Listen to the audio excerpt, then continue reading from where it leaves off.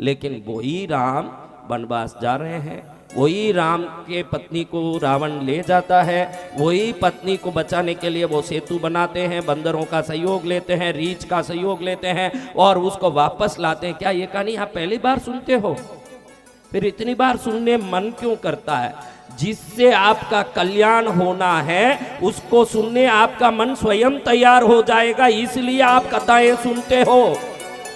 आप कथाएं इसलिए नहीं सुनते कि टाइम पास हो रहा, टाइम पास तो आपके घर में ही आ गया। एक जमाने में मान सकते हैं कि जब टीवी नहीं था, मोबाइल नहीं था, इंटरनेट नहीं था, कोई साधन नहीं था, तो लोग टाइम पास करने भजन करने गए होंगे। आज भी इतनी भीड़ हर भजन हर कथा में कैसे आ रही भाई? जब इंटरनेट आ गया, टीवी आ गई, मोबाइल आ गया, आपके पास फुर्सत तक नहीं है, फिर भी मोबाइल बंद करके यहाँ क्यों बैठे हो? क्योंकि आप जानो न जाने आपकी आत्मा जानती है कि मेरा कल्याण किससे होने वाला है।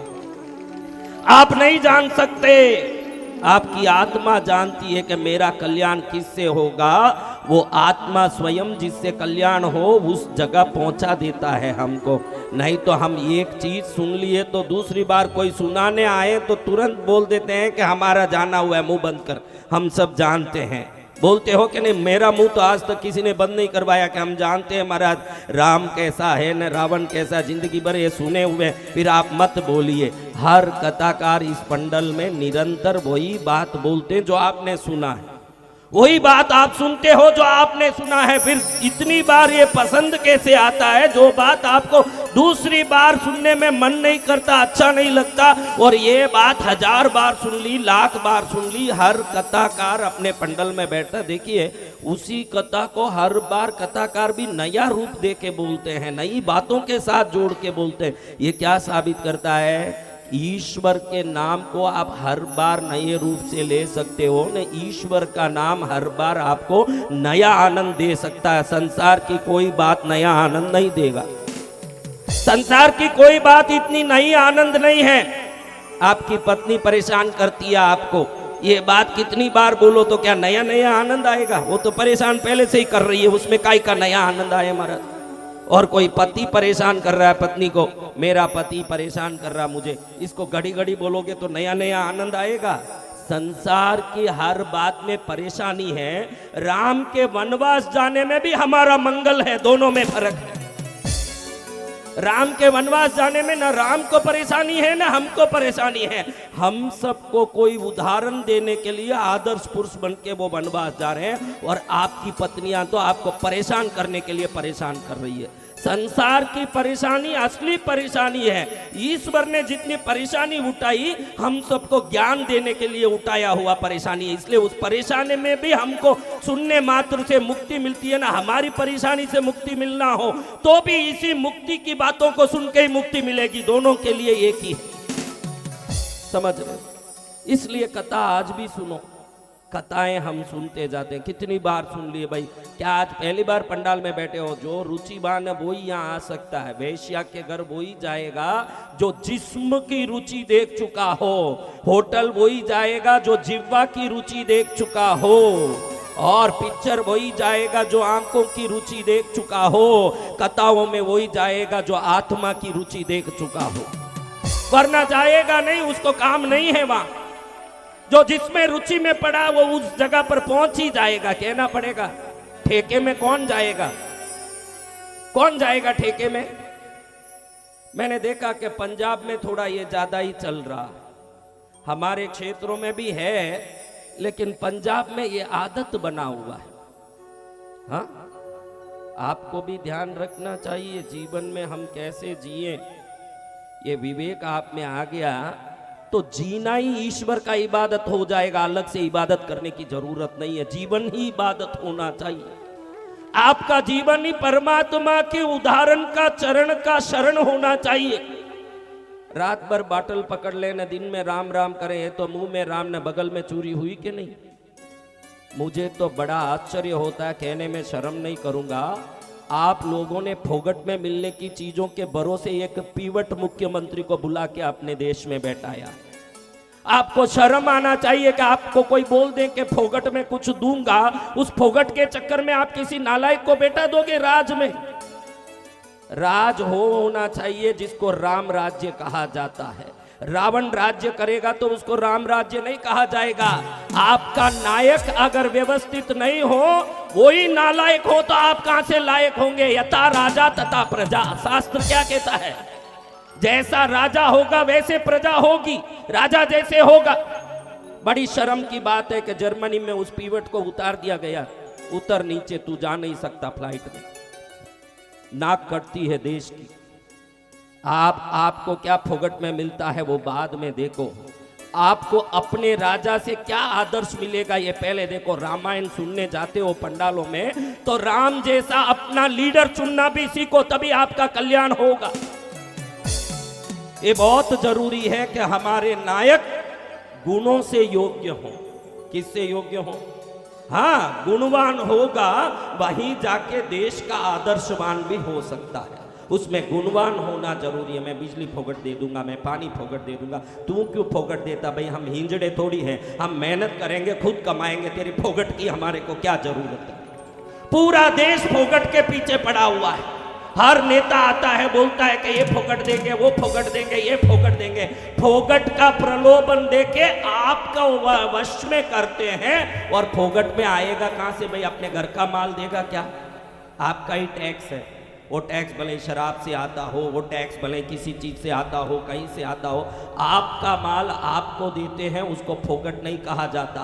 अगली बार कोई इलेक्शन में नेता आए, बोले कि फोगट में दूंगा, पहले पूछो कि तेरे बाप दादा ने गढ़ के रखा है उसमें देगा कि हमारे टैक्स से देगा। आपके टैक्स से देने वाला फोगट नहीं दे सकता।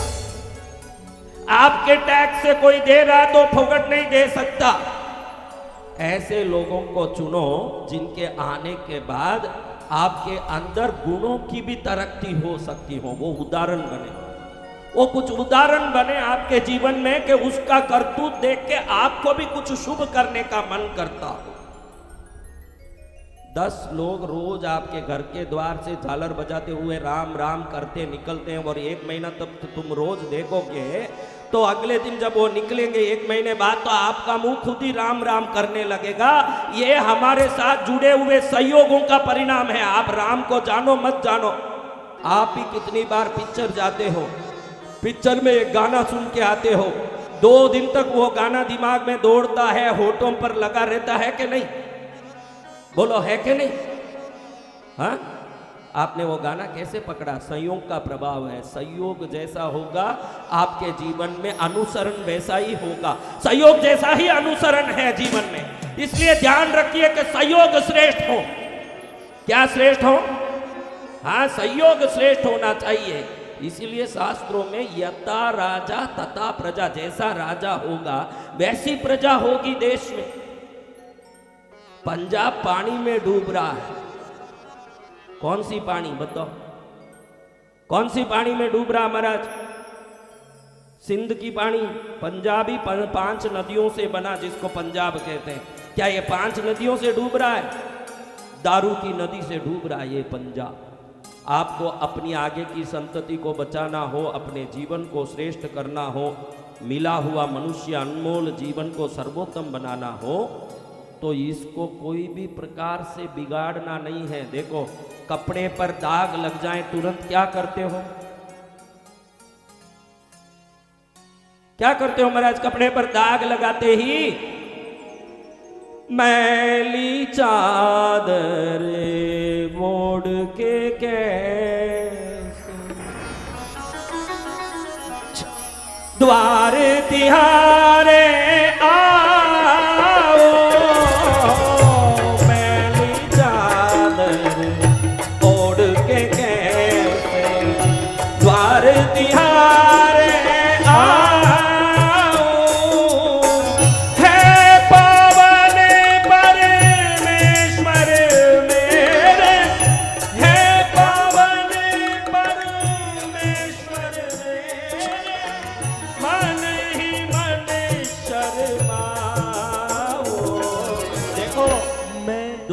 सामने इतरा सकते हो। बूढ़ों को पूछो उनको क्या सता रहा है मन में। किसी बड़े बूढ़े को पूछना जो आजकल का तारीख गिन रहा है, उस बूढ़े को पूछो कि तुझे क्या सता रहा। अब उसको बेटे का दुख नहीं सता रहा, भविष्य का दुख नहीं सता रहा, पीढ़ियों का दुख नहीं सता रहा। ईश्वर के दरबार में जाके मेरे पापों के लिए क्या जवाब दूंगा, ये बात सता रहा। अब ये सता रहा है कि उधर जाके मैं क्या बोलूंगा, क्या मुंह दिखाऊंगा। दुनिया को छुपा सकते हो अपने पाप, उसको छिपाओगे जिसने तुमको भेजा है, छुपा नहीं पाओगे। मेरा मॉनिटर खोल बेटा, घड़ी घड़ी इस पुर्जे को घुमा मत बेटा, इसको मत घुमा। एक बार सेट करके रख दिया, रख दे। कोई गरीब साधु आए हैं, कोई रोटी डाल रहे हैं, कोई कपड़ा दे रहे हैं, इस गरीब को पाल रहे हैं। तू अपने साउंड से पाल ले मुझे, तेरा कल्याण हो।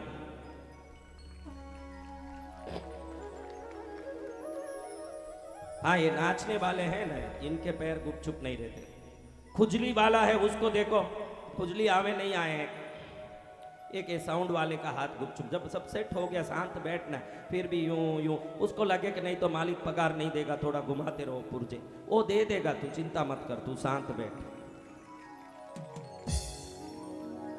थोड़ा ये मॉनिटर पहले अच्छा ही था बेटा, अभी देखो एको आ गया, बहुत जोर से एको आ रहा है, अभी देखो भम भम कर रहा है।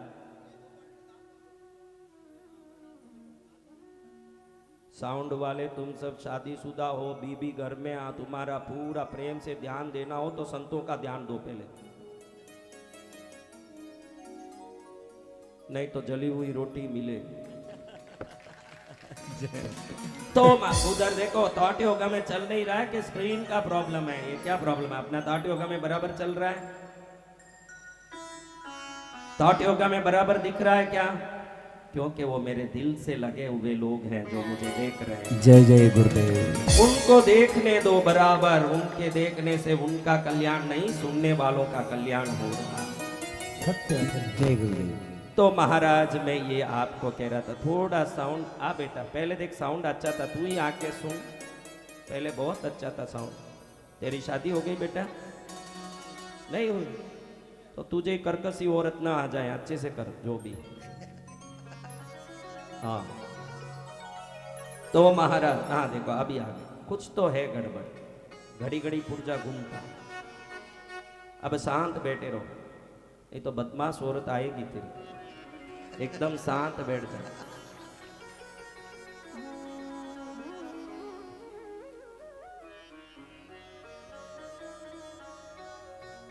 अभी इस बात में एक बात याद आई, मैंने उसको कहा कि बदमाश औरत आए हैं, आप ही मानो कि आज के लड़कों को एकदम गृहस्थी वाली, संस्कारी वाली, एकदम घूंघट निकाली हुई आई तो पसंद आएगा?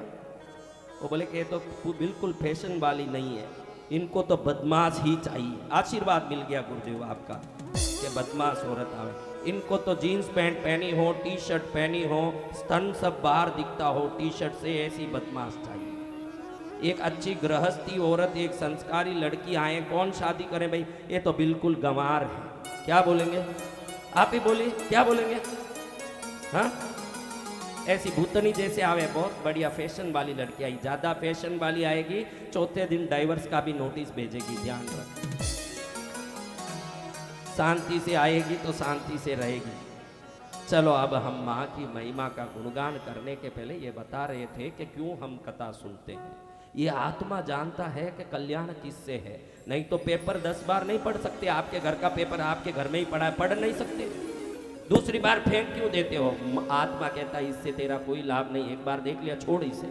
टीवी देखा, सीरियल कितना भी अच्छा हो, बहनें रोती है। मैं किसी घर में भिक्षा लेने, रोटी लेने हम संत जाते हैं, हमारी परंपरा है कि हम रोटी मांग के खाते हैं। तो हम कहीं मांगने जाते हैं तो उस घर में देखता हूँ औरत रोती है, मैं घर में कुछ हो गया, घर में ऐसा भी नहीं दिख रहा, कोई डेड बॉडी भी नहीं दिख रही, कोई मातम भी नहीं दिख रहा है, क्यों रो रही है बहन? क्यों रो रही हो? महाराज देखो टीवी सीरियल में वो बहन को कितना तकलीफ, कितनी परेशान, उसको देखा मेरा दिल रहा नहीं गया। महाराज तुम सब हंस रही हो, तुम भी टीवी सीरियल देख के रोई हुई हो, यहाँ हंसो, मेरे सामने भले ही हंसो। टीवी सीरियल देख के रोई के नहीं बताओ, रोई के नहीं? अबे तुम बूढ़ी हो गई, तुम क्या रो? तुमको अभी दुनिया को रुलाने का, बहू को बहुत रुलाया होगा तुमने, अब तुमको रोना नहीं आता। मैं पूछता हूँ कि उन टीवी देख के नहीं रोई ऐसी कोई बहन है क्या? रोती हो ना? आज आपको बताऊं कि ये ध्यान में रख लो कि उसमें जो रो रही है ना, हर एक सीन में एक्टिंग करने के लिए 2 लाख लेके रो रही है, फोगट में नहीं रो रही है। और आज से आप भी प्रण ले लो, मिनिमम 2 लाख आवे तो ही रोऊंगी, उसके पहले नहीं रोऊंगी। सदा हंसती रहोगी जीवन में, सदा खुश रहोगी जीवन में, फिर रोने का काम ही नहीं। तो महाराज हम कह रहे थे कि इन कथाओं से अपनी आत्मा को एक संतुष्टि मिलती है। वो संतुष्टि दिमाग को नहीं मालूम पड़ता, वो संतुष्टि शरीर को नहीं मालूम पड़ता, वो संतुष्टि मन को नहीं मालूम पड़ता, लेकिन वो संतुष्टि आत्मा के अंतस्थल तक जाके उसको तृप्त करता है। इसलिए पैर स्वयं ही कथा पंडाल तक जाता है कि मुझे सुनना है। भले 1000 बार सुना है वो रामायण, 1000 बार सुनी है वो देवी की महिमा, 1000 बार शिव पुराण सुना है। क्या वो शिव ने आज हाथ में लैपटॉप ले लिया है? शिव ने क्या आज हाथ में मोबाइल ले लिया है? वही त्रिशूलधारी, भस्मधारी, रुद्राक्षधारी, नीलकंठ, व्याघ्र, चर्मांबरधर, आज तक उसी रूप में उसी कथा को करते थक गए नहीं हम? और रोज हम बदल बदल के फैशन करके थक जाते हैं कि ये फैशन पुराना हो गया। हमारे देवताओं के न रूप बदले, न कथा बदली, न वेश बदला, और आज तक उनसे हम थके भी नहीं। आज तक वही वेश हमको पसंद आता है। ध्यान रखना, वही वेश सच्चा वेश है जिस वेश में संस्कार और शास्त्र है, वही वेश बढ़िया है। हाँ, मैंने पढ़ा पेपर में कि जर्मनी में किसी को दारू पीने से नीचे उतार दिया। अरे भारत में उतारते, कम से कम भारत तक, लोकल तक रहता अपना मान अपमान, सीधा जर्मनी में उतारा, विश्व स्तर पर नाक कटाया। कहाँ नाक कटाया? हाँ, यही तुम्हारे मुख्यमंत्री बने। ऐसे मुख्यमंत्रियों बनेंगे, अच्छा, बहुत अच्छा उदाहरण मिलेगा धरती को कि भाई पैसे का लोभ दे तो कौन कहाँ पहुंच सकता है, फोगट का लोभ दे तो लोग कहाँ तक किसको बैठा सकते हैं। आप सब क्या नाम मर्द हो? आपको बिजली फोगट चाहिए, आपको पानी फोगट चाहिए। अगर आप इंसान हो, आदमी हो, तो कमाओ अपने पैसे का और अपने घर को अपने पैसे से चलाओ। सरकार के पैसे से चलाने के चक्कर में कई राज्य डूब रहे हैं। धीरे धीरे ये देश कहीं उदारी के कगार पर ना पहुंच जाए, क्योंकि फोगट कहां से लाएंगे चीजों को, फिर इधर उधर करेंगे राज्य में, फिर जो पैसा चुकाना नहीं होगा तो देश डूबेगा। क्या होगा? हमको सावधान रहना है। प्रभु को बोलो कि मुझे इतनी शक्ति दो कि मैं मेहनत करके कमाऊं, किसी की फोगट की रोटी मैं क्यों तोड़ूं? हम क्यों फोगट की रोटी तोड़ेंगे? फोगट की चीजें लेंगे, फोगट की बिजली, फोगट की पानी। यही तो सुन के हमने वोट डाला। बोलो और कोई कारण है? बताओ, आप ही तो हो पंजाब वाले, मैं थोड़ी हूं। आपने ही वोट डाला होगा, आप ही हो। बताओ किस लिए वोट डाले आप? बड़ा आनंद आया कि सब फोगट देगा, फोगट देगा, बहुत अच्छा है, फोगट देगा। फोगट में एक चीज लो, वही अच्छा है, क्योंकि संत ज्ञान देंगे तो पैसा नहीं लेंगे। और फोगट में लेने जैसा शास्त्र में एक ही चीज है, ज्ञान, और कोई चीज फोगट लेने जैसा नहीं है। फोगट लो तो ज्ञान लो फोगट में। इन पीयूटों को लाके पहले ही पंजाब में दारू बह रहा है, और यही बैठ गया ऊपर आके तो सबको फोगट में वो बोल देगा कि सब एक एक बाटल रोज पियो, मैं फोगट में दूं, मैं भी पीऊं, तुम भी पियो, सब पड़े रहो। फोगट ये बनो। देश को संस्कारी और श्रेष्ठ बनना है महाराज। क्या बनना है? हाँ, इसमें हमको संतों को कोई बोलने में शर्म नहीं आती ना, कहीं किसी से डरते हैं। अगर संत भी इस चीजों से डर के बैठ गया तो समाज को सुधारेगा कौन? तुम तो पहले ही इन सब फोगटिए लालच में पड़े हो, और तुमको सुधारने कोई तो आएगा तब सुधरेगा देश, तो काई का सुधरे। तो महाराज देखो, आज हम एक अच्छी चीज से हमारी बात शुरू करते हैं। एक पेपर और पेन आपके पास है क्या? आप दो ना भाई जोशी जी, ऐसा कोई बड़ा पेपर हो बाहर से ले आओ, बड़ा पेपर काउंटर से है क्या? देखो एक पेपर पेन लाओ, मैं कुछ बता। देखो बहन रखी है पेपर। वही बहन को बोल देता कि गांधी जी लगे हुए पेपर दो, तो तुरंत बोल देती कि महाराज ये पेपर तो है नहीं मेरे पास। मेरा जीवन कोरा कागज कोरा ही दे दिया। हाँ, पेन यहाँ है माता जी। देखो, कोई भी यंत्र बनता है, देवी भागवत को ऐसे शुरू करता हूं, आप ध्यान रखिए। कोई भी यंत्र बनता है, आपने कभी यंत्र देखे हैं? जंतर बोलते हो तुम लोग पंजाबी में, जंतर। यंत्र को आप लोग जंतर बोलते हो ना, जंत्र, जंत्र, वो संस्कृत में यंत्र है। जितने भी चलते हैं ना, चलने वाली चीजें, मोटर कार, बस, साइकिल, टू व्हीलर, इन सबको यंत्र बोलते हैं। क्या बोलते हैं? यंत्र, यानी चलने वाली वस्तु। यानी ये यंत्र हम पूजा में रखते हैं तो वो अपनी शक्ति से आपके जीवन को चलाती है, इसलिए उसको यंत्र बोलते हैं। यंत्र क्यों बोलते हैं?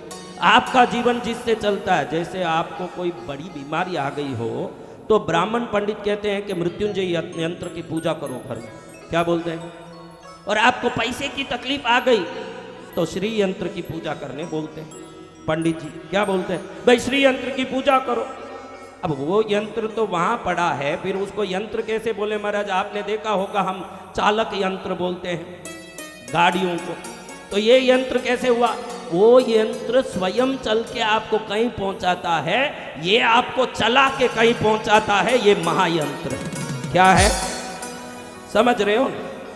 तो अब ये यंत्र के बारे में आज सुनोगे तो देवी भागवत को शुरू करने में बड़ा मजा आएगा कि यंत्र कैसे बनते हैं। देखिएगा भैया जो बैठे हैं, आप सब बैठे हो ना, इस मुद्रा को देखो। आप जैसे बैठे हो तो आप देख सकते हैं कि आपके कंधे से लेके पेशाब की जगह तक एक त्रिकोण बनेगा।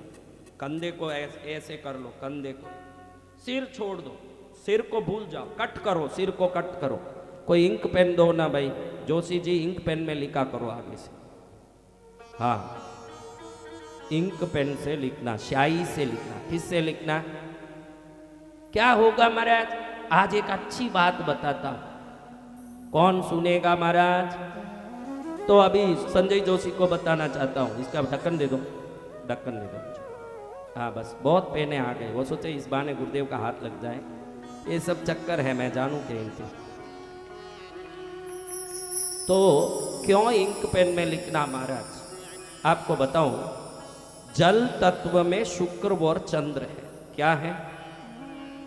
चंद्र मन का कारक है, शुक्र धन और वीर्य का कारक है। वीर्य जो पुत्र उत्पन्न होता है, वीर्य वो शुक्र से ही होता है, इसीलिए पुरुष के वीर्य को शुक्राणु बोलते हैं हिंदी में। शुक्राणु किसे बोलते हैं? पुरुष का वीर्य जो है वो शुक्राणु है। उसमें शुक्र देवता कौन है?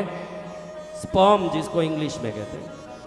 तो ये स्पर्म बिना पानी के, जिसका ड्राई हो गया शरीर, उधर से स्पर्म निकलेगा क्या? तो पानी से स्पर्म निकलता है। और मन भी पानी से बनता है। चंद्रमा मनसो जाता है। तो इंक पेन से लिखोगे तो आपका चंद्र और शुक्र बलवान बनता जाएगा। लेड पेन से नहीं बनेगा, क्योंकि वो ऑयल से बनता है। लेड किससे बनता है? ऑयल।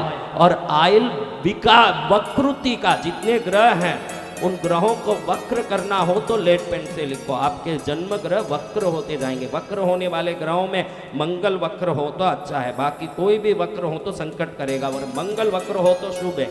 लेड से लिखोगे तो मंगल वक्र होगा, लेकिन इंक पेन से लिखोगे तो चंद्र और शुक्र श्रेष्ठ बनेगा। क्योंकि जल तत्व का घड़ी घड़ी उपयोग करते हो तो चंद्र और शुक्र बलवान बनेगा। और जब भी चंद्र शुक्र बलवान बनेगा, मन से बलवान हो जाओगे और पौरुषता से बलवान हो जाओगे, धन से भी बलवान हो जाओगे। कोई भी चीज उपयोग करो उसमें एक कारण होता है। काजू खाते हो, आप ध्यान रखो, आज एक अच्छी बात आपको बताता हूं। आंवला खाते हो, केरी खाते हो, आम खाते हो ना, उस दिन घर में कोई झगड़ा होता हो, कोई क्लेश का समाचार मिलता हो, तो चेक करना कि उस दिन क्या चीज खाई। अगली बार उसको खाते हो और वापस ऐसा होता है तो समझना आपके नक्षत्र का ये वस्तु दुश्मन है। बहुत सरल उपाय है, समझ रहे हो आप? वो जरूर उस दिन होगा। जैसे खजूर खा रहे हो, खजूर हस्त नक्षत्र का है। काजू जो है शतभिषा नक्षत्र का है। आंवला जो है अनुराधा नक्षत्र का है। आपके नक्षत्र से 8वें 12वें नक्षत्र आपके दुश्मन होते हैं। तो ये नक्षत्रों की शक्ति को जिन चीजों ने प्रकृति से पाया है, वो चीज खाओगे तो उस दिन जरूर कोई ना कोई झगड़ा और नुकसान होगा। लेकिन हम कैसे समझे महाराज कि ये चीज मेरे लिए ठीक नहीं है, इसलिए मैं बोला कि पहली बार खाओ और उस दिन कुछ हुआ तो आज क्या क्या खाया ये चेक करो। अगली बार वही चीज खाने में आई, फिर ऐसे हुआ। तीसरी बार वो चीज खाने में आई, वापस ऐसे हुआ। चौथी बार वापस ऐसे हुआ। समझना कि ये चीज मेरे लिए त्यागने जैसा। आम जो है ये अलग नक्षत्र का है ना, कच्चा केरी अलग नक्षत्र का है। समझ गए? आम और केरी दोनों एक नक्षत्र के नहीं है। कच्चा हरा केरी जो है ये अलग नक्षत्र का है, पका हुआ आम अलग नक्षत्र का है। किसी को केरी खाने से फायदा हो सकता है, किसी को केरी आम खाने से फायदा हो सकता है।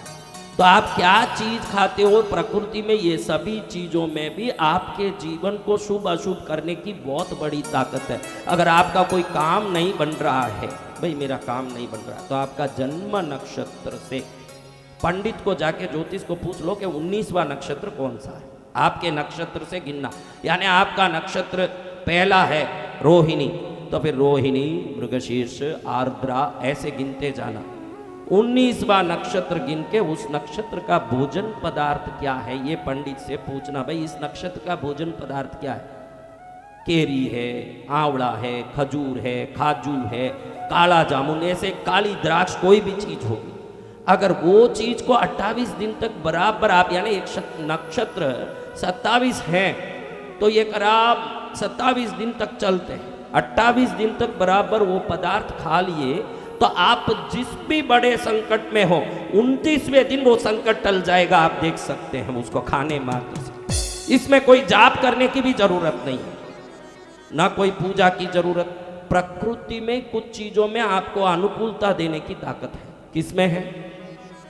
तो वो कौन सी चीज है महाराज, वो आपको जानना पड़ेगा। अगर वो जान लोगे तो मैं इसीलिए दोपहर में कौन कौन साधना कक्ष में मैं सवाल पूछा तब कौन कौन बैठे थे अंदर। हाँ, मैंने उसको सवाल पूछा, बच्ची को पूछा, बेटा मैंने आज एक सवाल पूछा साधना कक्ष में, आप भी हो तो मैं सोचता हूं कि पूछ लूंगी एक बार सवाल। मेरा सवाल ये था कि महाराज आप सब बेटे का पालन बराबर करते हो क्या? तो तुरंत बहने बोली हाँ करते हैं। पूछा ना मैंने आज ये सवाल, आप थे ना दोपहर में, मैंने पूछा। फिर बोला कि परिवार का पूरा कर्तव्य संभालते हो क्या? हाँ करते हैं महाराज बराबर। पति का ध्यान देते हो? हाँ बराबर करते हैं। तो ईश्वर का भजन अच्छे से करते हो क्या? होगा। तो फिर यहां कहाँ आ गए? क्योंकि हम भक्ति के नाम से भीख मांगते हैं, हम भक्ति नहीं करते। आप भक्ति का ढक्कन लगा के यहाँ आए हो तो ढक्कन खोलना चाहता हूँ, इसका नाम भक्ति नहीं। जैसे पति को प्रेम करते हो तो पति है इसलिए करते हो, बेटे को प्रेम करते हो तो बेटा है इसलिए करते हो। पता नहीं कल वो वृद्धाश्रम में डाल दें आपको, वो भी है कि भाई पता नहीं कल वृद्धाश्रम में डाल दें, कल क्या होगा ये पता नहीं, लेकिन मेरा बेटा है मुझे प्यार करना है। बिना शर्त प्यार करते हो कि नहीं? परिवार वालों को बिना शर्त प्यार करते हो ना? तो ईश्वर को बिना शर्त जो प्यार करता है वही भक्त है। मैंने दोपहर में साधना में कहा कि भाई बिना शर्त प्यार करता वो ईश्वर का बेटा है। मुझे ये दे दो मैं ये चढ़ा दूंगी, वो दे दो मैं ये चढ़ा दूंगी, प्रभु मुझे बेंस कार दे देना, मैं 1.25 किलो चूरमा चढ़ाऊंगी। अरे 500 रुपये का 1.25 किलो चूरमे लेके तेरे को 1.5 करोड़ का बेंस कार दे? कोई संसार में है ऐसा? ऐसा डीलिंग मत करो जिसमें नफा नुकसान का कंपैरिजन होता हो। इतना बेशर्त उनको प्यार करो कि वो आपका बाप बन सके, क्योंकि जो ईश्वर का बेटा बन जाएगा वो पूरा धरती का राजा होगा, उसको कुछ करना नहीं पड़ेगा। मैंने पूछा दोपहर में कि आप में कौन कौन नियमित जाप करते हैं? कई लोग बैठे थे साधना कक्ष में।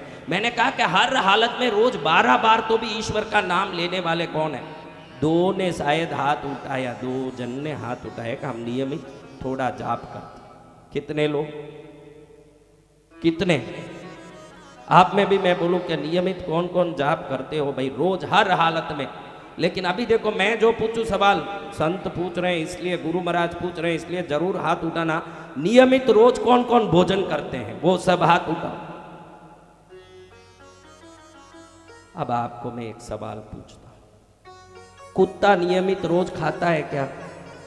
आप हाँ या ना खाली बोलिए, हाँ बोलिए, ऐसा करिए। कुत्ता नियमित खाता है क्या?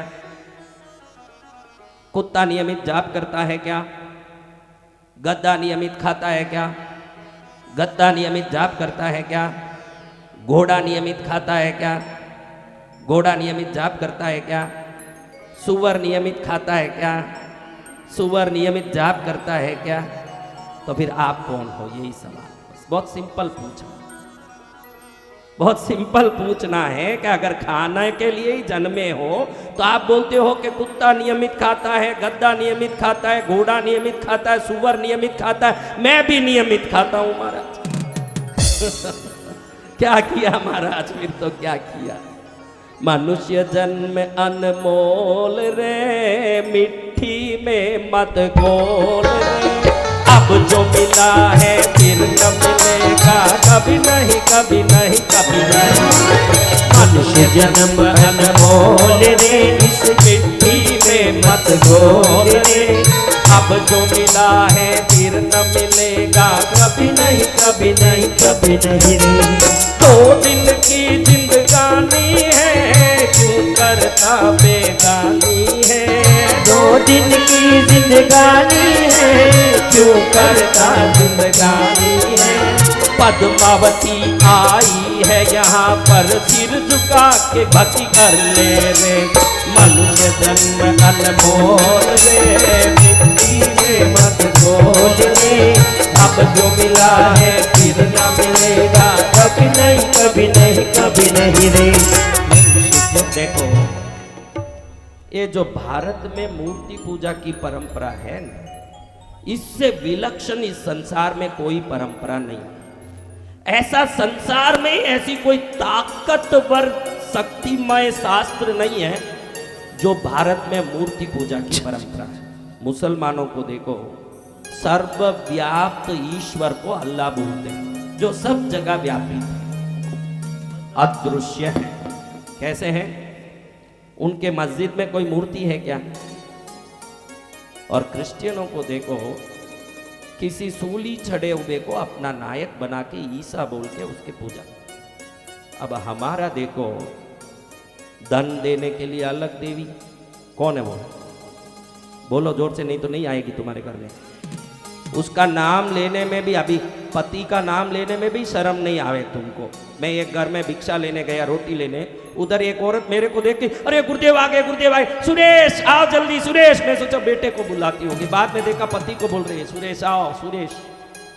पति का नाम लेने में भी जो हिचकिचाहट नहीं है, उतना हिचकिचाहट ईश्वर का नाम लेने में तुमको होता है। हमारा जन्म ही ईश्वर का नाम अच्छे से लेने के लिए ही हुआ है, और किसी काम के लिए ही नहीं। ये जन्म ही ईश्वर का नाम लेने के लिए, अच्छे से लो ये नाम। फिर संसार में किसी का मदद मांगने की कभी नौबत नहीं आएगी। था वहाँ जाके रोते हो ना, भैया थोड़ा ये काम कर दो, भैया ये कर दो, वो कर दो।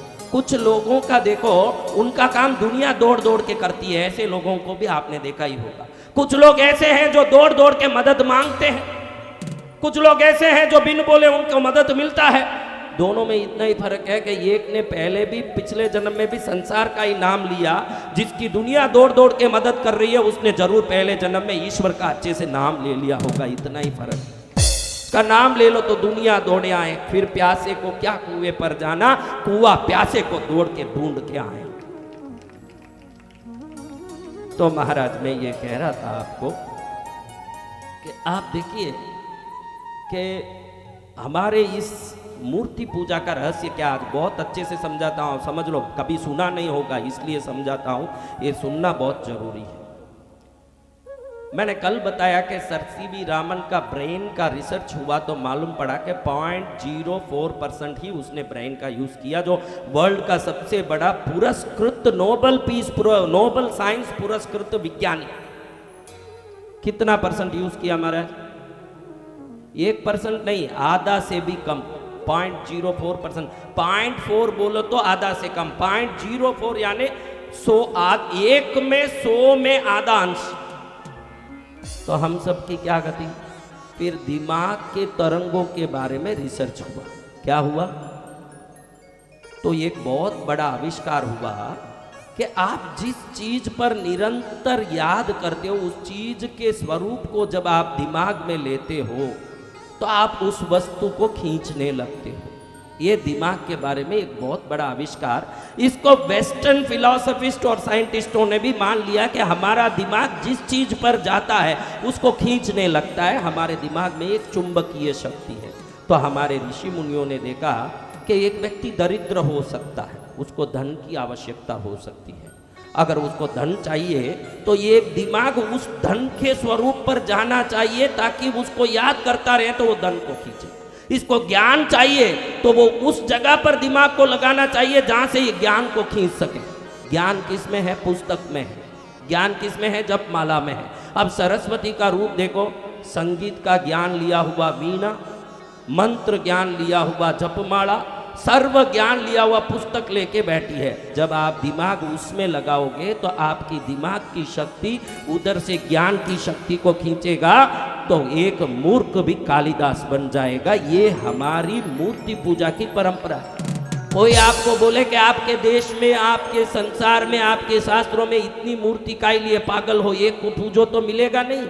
अरे जब नाक का अलग डॉक्टर हो सकता है, कान का अलग हो सकता है, नस का अलग हो सकता है, हड्डी का अलग हो सकता है, तो उस प्रत्येक स्वरूप का बराबर ध्यान करोगे, वही मिलेगा तुमने ध्यान किया, वो चीज तुम्हारे जीवन में प्रकट होकर के आएगी। भैरव की पूजा करने वाला कायर कभी नहीं हो सकता, वो कभी कायर नहीं बन सकता, क्योंकि उनके हाथ में त्रिशूल है, तलवार है।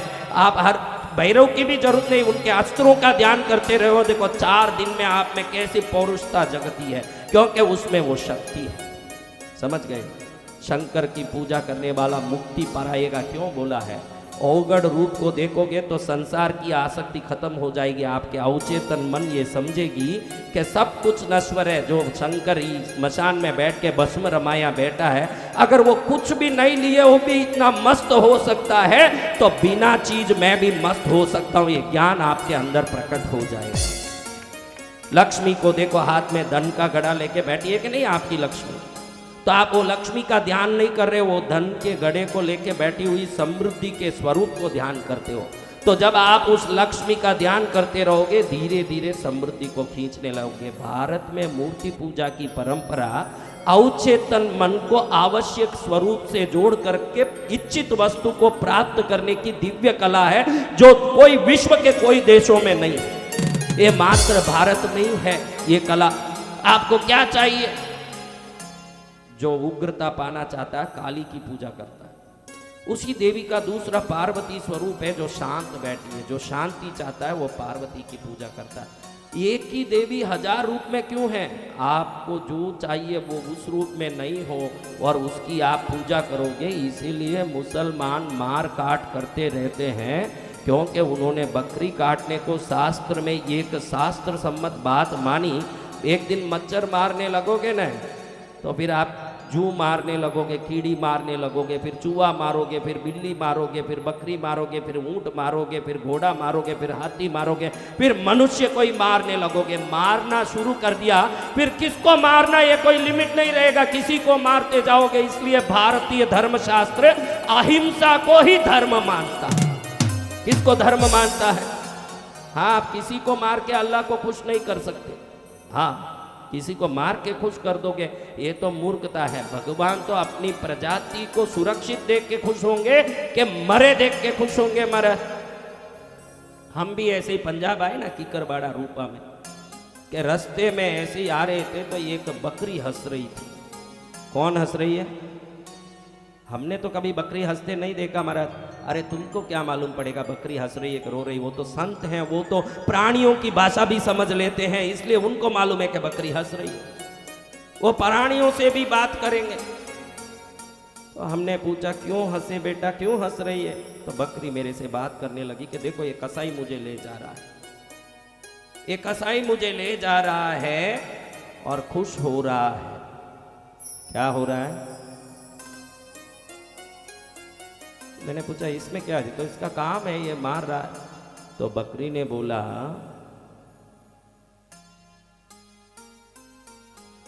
मुझे ये मार रहा है। क्या कर रहा है?